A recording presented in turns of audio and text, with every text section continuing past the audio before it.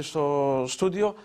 Πέρυσι τον Μάιο η μεγάλη επιχειρηματική έκθεση Κρήτη, η μεγάλη συνάντηση που διοργανώθηκε στην Αθήνα, ξεπέρασε και τις πιο αισιόδοξες προβλέψεις. Η επιτυχία ήταν τεράστια και ουσιαστικά από το κλείσιμο εκείνης της έκθεσης ξεκίνησε η προετοιμασία για την δεύτερη αυτή συνάντηση. Τον Μάρτιο θα πραγματοποιηθεί η δεύτερη έκθεση, πάλι στην Αθήνα, σε άλλο χώρο αυτή τη φορά, στο χώρο του Τεχνόπολης, όπου και πάλι οι επιχειρήσεις της Κρήτης δίνουν ένα μεγάλο ραντεβού και όχι μόνο οι επιχειρήσεις, υπήρχαν και πέρυσι, θα γίνουν και φέτος πλούσιες εκδηλώσεις για να αναδείξουν πέρα από τα προϊόντα του νησιού και τον πολιτισμό μας. Δύο στοιχεία που αν τα παντρέψει κανείς μπορεί να έχει ακόμα καλύτερα αποτελέσματα. Είναι μαζί μου εδώ στο στούντιο ο κύριος Νεκτάριος Σερμάκης, εκδότης, η ψυχή ουσιαστικά αυτών των εκθέσεων, για να συζητήσουμε για τις προοπτικές που ανοίγονται, για τις κριτικές επιχειρήσεις και τα προϊόντα και μάλιστα σε μια πολύ δύσκολη περίοδο για το επιχειρήν. Καλησπέρα σας. Καλησπέρα σας. Σας ευχαριστώ για την πρόσκληση. Χαίρομαι που βρίσκομαι κοντά σας και που έχω την ευκαιρία με αυτόν τον τρόπο να ενημερώσω τους Κρήτες από το ένα άκρο στο άλλο.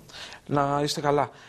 Νομίζω ότι η επιτυχία της περσινής έκθεσης ήταν κάτι που ίσως να μην το περιμένατε κι εσείς όταν ξεκίνησε αυτό ως εγχείρημα να παίρνει σάρκα και οστά.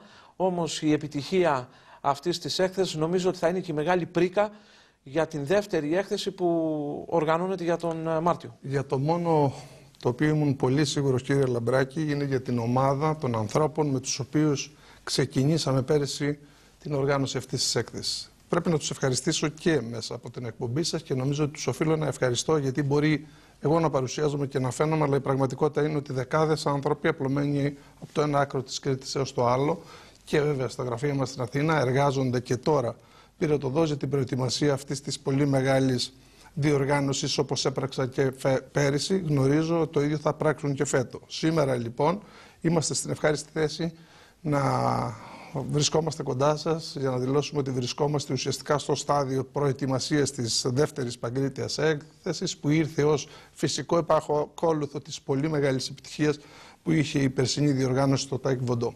Φέτο η έκθεση αυτή οργανώνεται από τις 28 στις 31 Μαρτίου στην Τεχνόπολη του Δήμου Αθηναίων στον Γκάζι, σε ένα χώρο με υψηλή πρόσβαση. Στην είσοδό του ακριβώς εξυπηρετείται από το μετρό. Αυτό σημαίνει ότι περισσότεροι από 1 εκατομμύριο καθημερινά χρήστες αυτού του μεγάλου συγκοινωνιακού μέσου θα έχουν τη δυνατότητα με μηδενικό κόστος στην επόμενη στάση να βρεθούν κοντά μας, να δουν τα κριτικά προϊόντα και τις κριτικές υπηρεσίες. Να γνωστοποιήσουμε λοιπόν στο κοινό της Αττικής, αλλά και στα δίκτυα των επιχειρήσεων που είναι εγκατεστημένα εκεί, τα δίκτυα διανομής, τα προϊόντα μας, τα ευλογημένα προϊόντα που παράγει η κρητική γη. Νομίζω λοιπόν ότι στον πρωτογενή τομέα, στον τουρισμό, στις γεύσεις και στις υπηρεσίες, αυτό είναι το τετράπτυχο ουσιαστικά όλων των δράσεων που θα αναπτυχθούν μέσα στην έκθεση. Παράλληλα με ένα τμήμα που θέλουμε να εντάξουμε την επιστήμη και τις τεχνολογίες, που είναι αναπόσπαστο κομμάτι της Κρήτης μας. Η έκθεση τελεί υπό την αιγίδα, όπως ήταν και η περσινή του Υπουργείου. Υπάρχει συνδρομή από επίσημους φορείς και νομίζω ότι η περσινή επιτυχία θα οδηγήσει πολλούς στο να στηρίξουν ακόμα περισσότερο αυτή την έκθεση. Υπάρχει και προηγούμενο πλέον. Ακριβώς. Να πω λοιπόν ότι και σε αυτή τη διοργάνωση διοργανωτής είναι η Περιφέρεια Κρήτης. Η έκθεση τελεί υπό την αιγίδα του Υπουργείου Ανάπτυξης και Ανταγωνιστικότητας, του Υπουργείου Αγροτικής Ανάπτυξης και Τροφίμων, του Υπουργείου Ναυτιλίας και Αιγαίου και του Υπουργείου Τουρισμού. Όπως επίσης τελεί υπό την αιγίδα των επιμελητηρίων όλης της Κρήτης, των περισσότερων σχεδόν όλων των Δήμων της Κρήτης, του Δήμου Αθηναίων, και πρέπει να το τονίσουμε ότι είναι πολύ σημαντικό το γεγονός ότι ο Δήμος Αθηναίων, ο μεγαλύτερος Δήμος στην Ελλάδα, στηρίζει αυτή τη διοργάνωση. Όπως επίσης πρέπει να πούμε ότι στηρίζεται από συνδέσμους, ενώσεις και ομοσπονδίες. Ήδη λοιπόν ο Σύνδεσμος Εξαγωγείων Κρήτης έχει δώσει την αιγίδα του, όπως η Παγκρίτιο Ένωση, ο Σύνδεσμος Ελλήνων Εισαγωγείων Τροφίμων και Ποτών Εξωτερικού. Θα αναφερθούμε μετά σε αυτό, γιατί είναι πάρα πολύ σημαντική η διασύνδεση που επιχειρούμε ανάμεσα στους Κρήτες μεταποιητές και τυποποιητές με τους εμπόρους του εξωτερικού, της Εθνικής Ομοσπονδίας λοιπόν Ελληνικού Εμπορίου, του Παγκοσμίου Συμβολίου Κρητών, της Παγκριτικής Ομοσπονδίας Ευρώπης, της Πανελλήνιας Ομοσπονδίας Κρητικών Σωματείων, του Οργανισμού Λιμανοσυρακτήρου, της Παγκρίτιας Δημοσιογραφικής Ένωσης, όπως επίσης του Δικτύου Κριτικού Ελαιολάδου. Να πω επίσης ότι τα διμερεί επιμελητήρια που έχουν δώσει την αιγίδα τους και στηρίζουν το γεγονός και θα επισκεφτούν την έκθεση προκειμένου να δουν τους Κρήτες παραγωγούς είναι το Αραβοελληνικό Επιμελητήριο, το Εμπορικό και το Ανάπτυξης, το Ελληνοβουλγάρικο, το Ελληνογερμανικό, το Ελληνοιταλικό, το Ελληνοκινέζικο, το Ελληνορώσικο, η Ελληνοσερβική Εμπορική και Βιομηχανική Ένωση. Και δεκάδες άλλοι φορείς που κατά τη διάρκεια της εξέλιξης μέχρι και την έκθεση θα τους έχουμε να στηρίζουν αυτό το γεγονός. Ήδη όπου καταθέτουμε την πρότασή μας για τη στήριξη αυτού του γεγονότος, αυτό γίνεται με πολύ μεγάλη χαρά. Να πω επίσης ότι έχουμε έρθει ήδη σε επαφή με τα επιμελητήρια σε όλη την Ελλάδα, στα οποία έχουμε καλέσει τις επιχειρήσεις και ουσιαστικά το δίκτυο των επιχειρήσεων να έρθουν, να επισκεφτούν, να δουν τα προϊόντα και τις υπηρεσίες που παράγει η Κρήτη στα πλαίσια της έκθεσης που θα γίνει στην Αττική. Σημειώσατε ένα πολύ σημαντικό παράγοντα που νομίζω ότι είναι και καθοριστικός, τις εξαγωγές των κριτικών προϊόντων. Πώς δηλαδή τα προϊόντα μας θα βρουν μια θέση στο ράφι ξένων χωρών. Δυστυχώς έχουμε υψηλό ανταγωνισμό σε βασικά κριτικά προϊόντα. Οι Ιταλοί και οι Ισπανοί έχουν κατακτήσει ένα πολύ μεγάλο κομμάτι αγορών που και εμείς καθυστερημένα χτυπάμε τώρα την πόρτα. Είναι εύκολο αυτό να γίνει στις παρούσες συνθήκες ή και αυτό που λέγαμε, σας θυμίζω, στην αρχή αυτής της κρίσης, ότι πρέπει οι επιχειρήσεις να αναζητήσουν άλλες διεξόδους για να είναι οικονομικά δυνατές. Μήπως τώρα με αυτή τη συγκυρία και με τις κινήσεις που γίνονται τα τελευταία χρόνια μπορεί να επιτευχθεί αυτός ο στόχος? Κύριε Λαμπράκη, αυτό που είδα εμπράκτος από την περσινή πρώτη διοργάνωση και από την επαφή που είχαμε όλους τους φορείς, βλέπω ότι η ποιότητα των κριτικών προϊόντων είναι γνωστή σε όλο τον κόσμο. Σχεδόν σε όλο τον κόσμο, όποιος έχει έρθει σε επαφή με τα κριτικά προϊόντα. Πιστεύω και το ξέρουμε ότι υπάρχουν δυνατότητες να τοποθετούν τα κριτικά προϊόντα ακόμα σε περισσότερα σημεία πώλησης, τόσο στην Ελλάδα όσο και στο εξωτερικό. Νομίζω ότι αυτό που πρωτίστως πρέπει να κάνουμε ως Κρήτες είναι να κατακτήσουμε τις κοντινές σε εμάς περιοχές, να κατακτήσουμε τις υπόλοιπες περιοχές της Ελλάδος. Υπάρχουν τεράστιες δυνατότητες να τοποθετούν τα κριτικά προϊόντα λοιπόν σε δίκτυα διανομών στα νησιά, στις Κυκλάδες, στην Πελοπόννησο, στη στερεά Ελλάδα, στη Θεσσαλία, στη Μακεδονία και αλλού. Νομίζω λοιπόν ότι από αυτό πρέπει να οικοδομήσουμε σε αυτή τη φάση. Και εφόσον εξαντλήσουμε παράλληλα με αυτή μας την επαφή με τις ντόπιες επιχειρήσεις, να επιχειρούμε και την έξοδό μας σε χώρες οι οποίες μπορούν να αντέξουν την πώληση τέτοιων ποιοτικών προϊόντων. Τα προϊόντα της Κρήτης, κύριε Λαμπράκη, είναι ποιοτικά προϊόντα. Δεν είναι προϊόντα μαζικής κατανάλωσης. Δεν μπορεί να είναι προϊόντα μαζικής κατανάλωσης. Το μέλι μας δεν μπορεί να συγκριθεί με το μέλι άλλων περιοχών. Το τυρί μας δεν μπορεί να πουλέται στις τιμές που πολλούνται τα διάφορα συσκευάσματα που φέρουν τον τίτλο τυρί ή μέλι. Μιλάμε λοιπόν για προϊόντα υψηλής διατροφικής αξίας που πρέπει να μπουν σε συγκεκριμένες αγορές ποιοτικές. Αυτό πρέπει να επιχειρήσουμε όλοι, είτε εμείς που δημιουργούμε εκθεσιακά γεγονότα, είτε ως θεσμικοί φορείς, οι περιφέρειες, οι δήμοι και οι άλλοι φορείς που ασχολούνται με το εμπόριο, με την επιχειρηματικότητα και με την δυνατότητα προβολής της Κρήτης, όπως επίσης οι ίδιες οι επιχειρήσεις.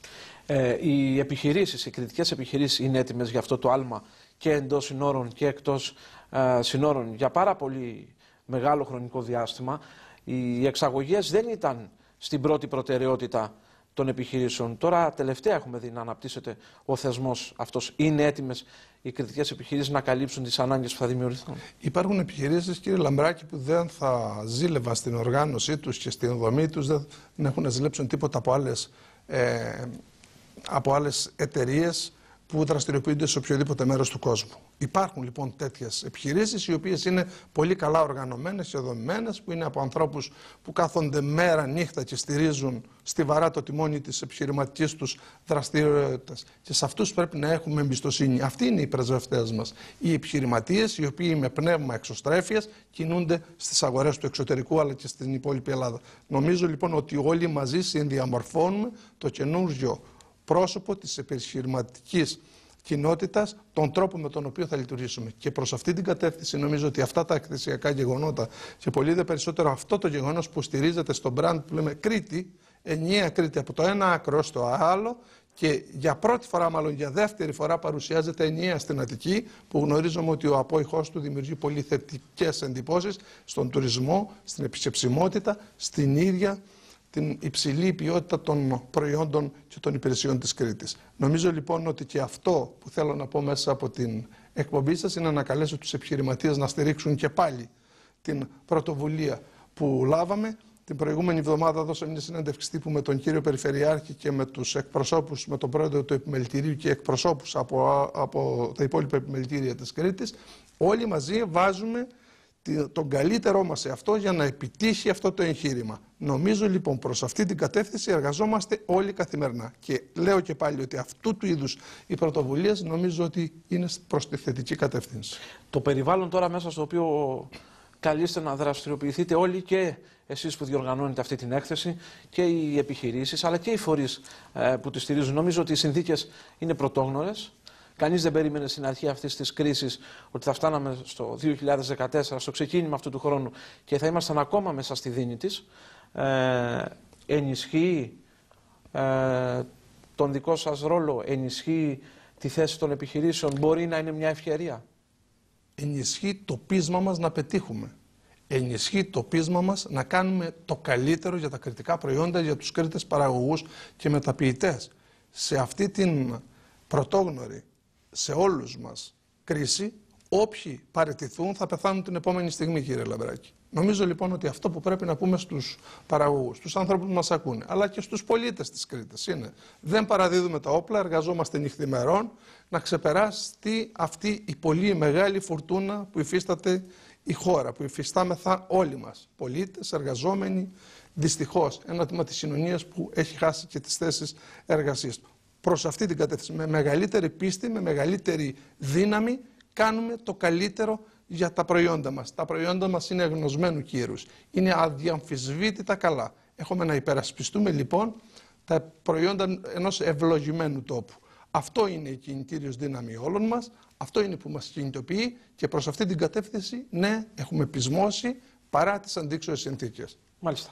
Θέλω να σας ευχαριστήσω πολύ για την παρουσία σας στην εκπομπή. Νομίζω ότι πριν από την έκθεση θα έχουμε την ευκαιρία να τα ξαναπούμε. Εγώ να σας ευχαριστήσω θερμά, να πω μόνο κάποια πρακτικά στοιχεία που έχουν να κάνουν με την έκθεση. Η έκθεση θα γίνει λοιπόν στο Τεχνόπολης του Δήμου Αθηνών στον Γκάζι, σε 4 αίθουσες συν τους εξωτερικούς χώρους. Αρκετές χιλιάδες τετραγωνικά μέτρα θα καλύψουν οι εκθέτες από όλους τους παραγωγικούς χώρους. Ήδη εκατοντάδες επιχειρήσεις, φορείς, δήμοι έχουν δηλώσει την συμμετοχή τους. Να πω, αν μου επιτρέπετε σε αυτό το σημείο, να δώσω κάποιες χρήσιμες συμβουλές. Όποιος θέλει να αναζητήσει πληροφορίες μπορεί μέσα από το διαδίκτυο στο promexpo.gr να αναζητήσει πληροφορίες για την έκθεση. Όπως επίσης, αν μου επιτρέπετε, να δώσω ένα τηλέφωνο στον αέρα στο 2810-213-318. Να επαναλάβω, 2810-213-318. Θα έχουμε τη χαρά και την τιμή να υποδεχτούμε κάθε σας παρατήρηση, κάθε άποψη, κάθε θέση. Αν οποιοδήποτε φορέας από την Κρήτη θέλει επίσης, κύριε Λαμπράκη, στο πλαίσιο των παράλληλων εκδηλώσεων να αναδείξει ή να φωτίσει μια πλευρά του τόπου, της περιοχής του ή της επαγγελματικής δραστηριότητας, μπορεί να το κάνει μέσα στο πλαίσιο λοιπόν αυτής της έκθεσης. Στο τηλέφωνο λοιπόν που έδωσα προηγουμένως, μπορεί οποιοδήποτε επιχειρηματίας να δηλώσει τη συμμετοχή του. Επισημαίνω όμως, δήμοι, φορείς που ασχολούνται με την ανάπτυξη της Κρήτης, είναι καλό να λειτουργήσουν μέσα στο πλαίσιο των παράλληλων εκδηλώσεων, οι οποίες θα είναι πρωτόγνωρες, θα ξαφνιάσουν ευχάριστα τον αθηναϊκό λαό.